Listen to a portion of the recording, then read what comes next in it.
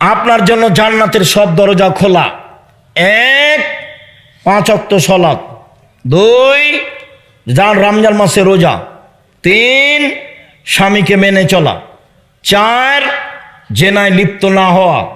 1, 5 ওয়াক্ত সালাত নির্ধারিত সময়ে। পায়ের পাতা দেখা গেলে কোনো সমস্যা নেই। শাড়ি পরে পেটিকোট ছায়া পরে সালাত আদায় কোনো সমস্যা নেই। বুবু যা বলেছে তা ভুল বলেছে। গলা যদি দেখা যায় তাতে সমস্যা নেই। শাড়ি পরে সালাত আদায় করুন, কোনো সমস্যা নেই। শুনুন, 1, 5 ওয়াক্ত সালাত। 2, রমজান মাসের সিয়াম রোজা। 3, স্বামীকে মেনে চলা, তিতা লাগলেও মিঠা লাগলেও।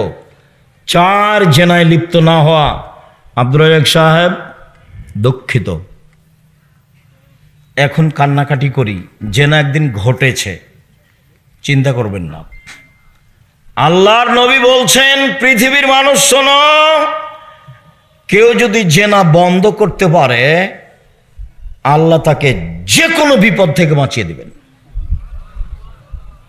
মনে পড়ে তোমার বুখারী মুসলিমের হাদিস, ওই যে 3 জন হাঁটছিল, বৃষ্টি আসলো, গর্তের মধ্যে ঢুকে গেল, পাহাড় এসে পাথর এসে মুখের উপরে পড়লো। একজন বলল, বাপ মাকে ভালোবাসি, পাথর সরিয়ে দেন। আল্লাহ বললেন, ঠিক আছে, দিলাম একটু। একজন বলল, একটা লোককে কাজে নিয়েছিলাম, অর্ধেক দিন কাজ করে চলে গেল, টাকা দিলাম, নিল না। অনেক দিন পরে এসে বলছে, টাকা দেন, অর্ধেক দিনের টাকা দেন। তা আমি বললাম, এই যাও, গরু ছাগল নিয়ে যাও।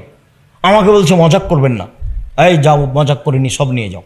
সব দিয়ে দিয়েছি, ভালো কাজ করেছি, পাথরটা সরিয়ে দেন। ঠিক আছে, দিলাম। আর একজন বলছে, চাচাতো বোনের সাথে জেনা করতে চেয়েছিলাম, আমি গরিব মানুষ, আমার বোন ভেবেছিল আমি 200 স্বর্ণ মুদ্রা জমা করতে পারবো না। হাড় ভাঙা পরিশ্রম করে 200 স্বর্ণ মুদ্রা আমি জমা করেছিলাম। আমি যখন জেনা করব মনে করে সিদ্ধান্ত নিলাম, বসেছি, তখন আমাকে বলছে, দেখ রে, আমাকে অসতী প্রমাণ করিস না, আমি একজন অসতী নারী হতে চাই না। তা আমি জেনা করিনি, উঠে গেছি, বন্ধ করেছি জেনা। পাথর সরিয়ে দাও, দিলাম। তুমি যদি আজ থেকে জেনা বন্ধ করতে পারো, আল্লাহ তোমাকে যে কোনো বিপদ থেকে বাঁচিয়ে দেবে।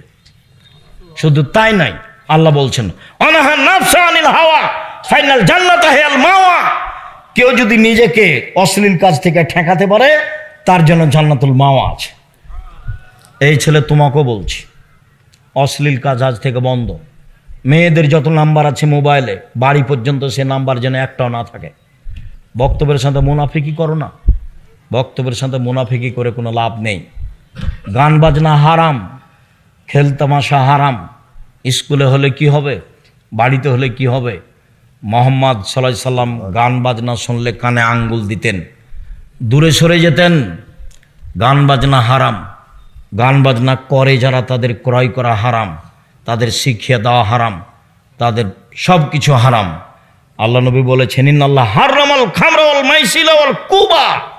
মদ হারাম, জুয়া হারাম, ডুবি তবলা হারাম, ঢোক ঢাল হারাম, ঢোল ঢাক হারাম, গান বাজনা হারাম, বাদ্যযন্ত্র হারাম, দোতারা সেতারা বাজনা সব কিছু হারাম। যত গান বাজনা বাদ্যযন্ত্র আছে সব হারাম। একাধিক হাদিস, যাওয়ার সময় তো উপদেশ বইটা নিয়ে যাবেন, বিস্তারিত লেখা আছে। সম্মানিত দিনী ভাই বোন, জরুরি কথা, 7, 6, 7 নভেম্বর সম্মেলন আপনার কাছের প্রতিষ্ঠানে। আমি ঐকান্তিকভাবে কামনা করি আপনি তো যাবেন, ভাই বোন আত্মীয় স্বজনকে নিয়ে যাবেন। এই সামনে নভেম্বর 6, 7 পাকিস্তানের এহসান এলাহির জহিরের ছেলে ইবতেসাম এলাহি জহির থাকবেন। দেশের বড় বড় আলেম ওলামা থাকবেন। তার টিকিট করা হয়েছে, তিনি চলে আসছেন, কয়েকদিন আগে আসবেন। মর্মে সম্মেলনে আমার দিনী ভাই বোনকে উপস্থিত হওয়ার জন্য আন্তরিকভাবে অনুরোধ করলাম। 2 ডিসেম্বরে ফরম, 1 জানুয়ারি ভর্তি। ছেলে মেয়ে নিয়ে যাবেন, ভর্তি হতে পারলে আলহামদুলিল্লাহ। 3 যাওয়ার সময়তে আল ইতেসাম পত্রিকা কেউ ছেড়ে যাবেন না।